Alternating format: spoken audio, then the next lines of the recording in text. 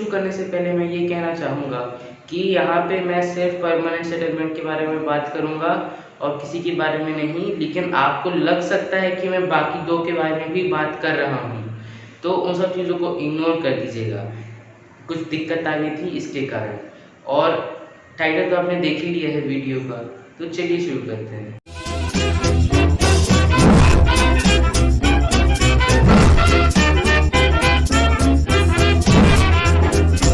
Revenue settlement system में 3 तरीके के हमारे रेवेन्यू सेटलमेंट है। सबसे पहला, तो जैसे कि आप देख सकते हैं यहाँ पे 3 दिए हुए हैं। सबसे पहला है हमारा ज़मींदारी। तो सबसे पहले हम ज़मींदारी को ही समझेंगे। ज़मींदारी का पहला point, this settlement was introduced by Lord Cornwallis in 1793 by the act we known as permanent settlement act. ये सेटलमेंट लॉर्ड कॉर्नवालिस के द्वारा इंट्रोड्यूस करवाया गया था। मतलब ये उस समय के गवर्नर थे, उनके द्वारा इंट्रोड्यूस करवाया गया था साल 1793 में, और ये एक एक्ट के थ्रू लागू किया गया था इंडिया में, जो कि था परमानेंट सेटलमेंट एक्ट, और इसको हमने यहाँ पे लिखा है PS एक्ट। तो हमारा सेकंड है, this settlement was introduced in 19% of British India, which includes Bihar, Bengal, Odisha and Varanasi। ये 19% ऑफ ब्रिटिश इंडिया में इंट्रोड्यूस करवाया गया था। गौर से सुनिए, ब्रिटिश इंडिया, और ये इस 19% में आता था हमारा बंगाल, बिहार, उड़ीसा और वाराणसी। अब तीसरा पॉइंट, प्राइवेट प्रॉपर्टी कंसेप्ट, कि ये जब सेटलमेंट आया था हम लोग का, तो इसमें ब्रिटिशर्स ने एक कंसेप्ट इंट्रोड्यूस करवाया था हम इंडियंस को। वो क्या कंसेप्ट था? प्राइवेट प्रॉपर्टी का कंसेप्ट, कि मतलब ये इतनी एरिया आप ही की है और आपकी कैसे रहेगी, एक कागज़ पे लिखवाया जाएगा कि ये देखिए ये ज़मीन आपकी है और इसी के अकॉर्डिंग ये प्राइवेट प्रॉपर्टी आपकी होगी। अगर ये सब कागज़ नहीं रहेगा तो आपकी प्रॉपर्टी ये नहीं कहलाएगी। तो यही इस प्रॉपर्टी इसी पॉइंट में बताना चाह रहा है। और ये ऐसा क्यों इंट्रोड्यूस करवाया गया? ये इसके लिए करवाया गया क्योंकि क्या होता था कभी कभी कि जो फार्मर्स थे, जो पीजेंट्स थे, जो आम लोग थे, वो किसी भी कारण से अगर उन लोग का अगर फसल नहीं उग पाता था, तो फसल नहीं उग पाता था तो मार्केट में वो कुछ बेच नहीं पाते थे। मार्केट में नहीं बेच पाते थे तो पैसे नहीं आते थे, पैसे नहीं आते थे तो रेवेन्यू नहीं दे पाएंगे। अब ये कभी प्रॉब्लम हो ही ना, तो ब्रिटिशर्स ने पहले ही सॉल्यूशन निकाल दिया इसका। क्या निकाला? ये कंसेप्ट, जिसके अकॉर्डिंग अगर कभी भी अगर आप नहीं कर पाए ऐसा, मतलब रेवेन्यू नहीं दे पाए, तो हम आपकी प्राइवेट प्रॉपर्टी को किसी और को बेच देंगे। तो मतलब वो उसके नाम में हो जाएगी, पहले आपकी थी अब उसकी हो गई है, तो उसके थ्रू उनको रेवेन्यू मिल जाएगा। तो यही हमारा तीसरा पॉइंट कहना चाह रहा है। अब है हमारा next point, it is gave duty to zamindars to collect tax, और we can say it as revenue.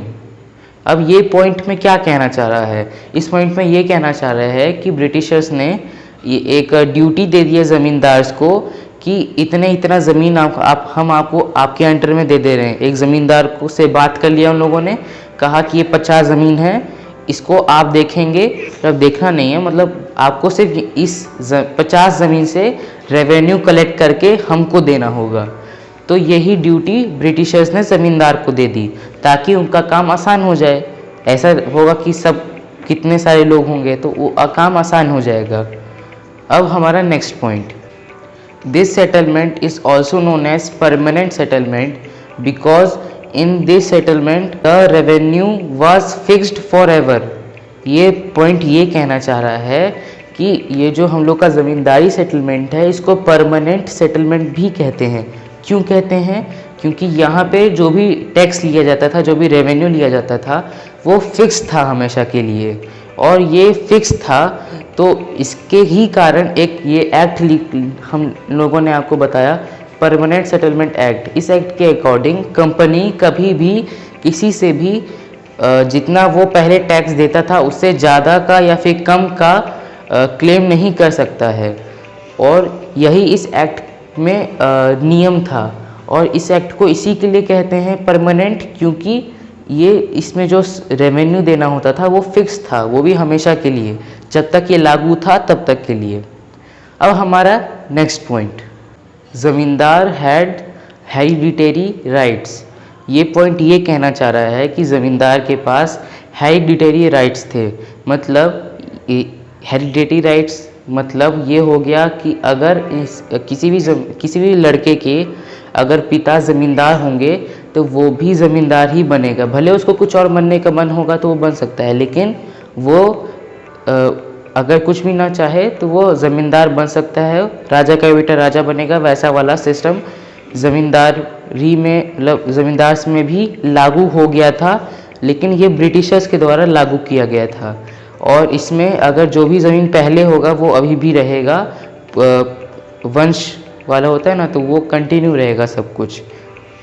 अब हमारा अगला पॉइंट, ज़मींदार becomes owner of previous collecting lands, revenue collecting lands.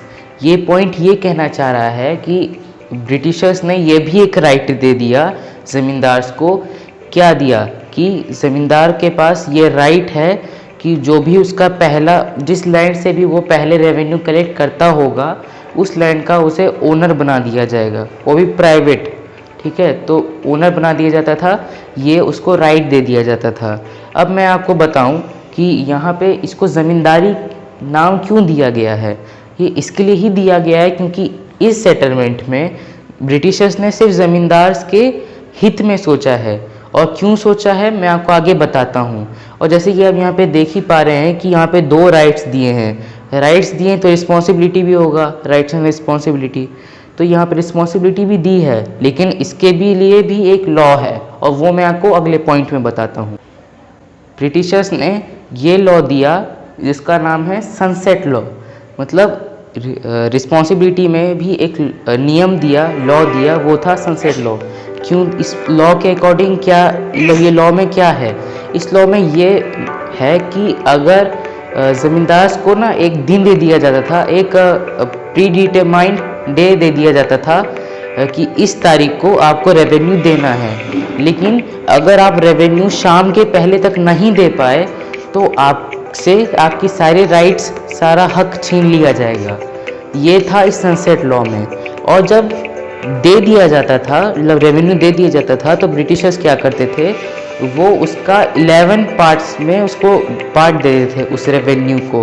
और वो रेवेन्यू में जो 11 पार्ट्स होते थे उसका 1 पार्ट ज़मींदार को दे दिया जाता था, बाकी का 10 पार्ट ब्रिटिशर्स रख लेते थे।